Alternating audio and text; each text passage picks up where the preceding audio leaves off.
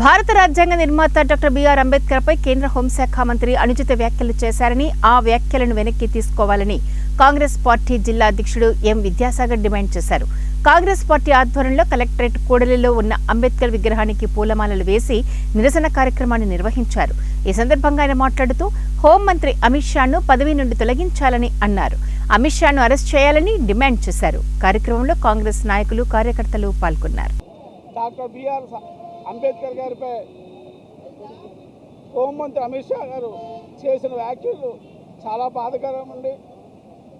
అమిత్ షా గారు తన వ్యాఖ్యలను వెనక్కి తీసుకొని అమిత్ షా గారు తన యొక్క హోంమంత్రి పదవికి రాజీనామా చేయాలని కాంగ్రెస్ పార్టీ తరఫున ఖండిస్తున్నామండి.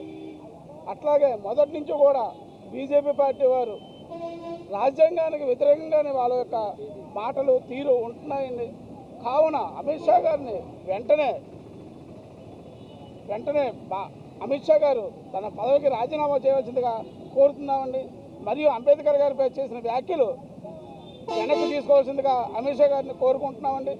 లేదంటే తీవ్ర పరిమాణాలు ఉంటాయని తెలియజేసుకుంటున్నాం.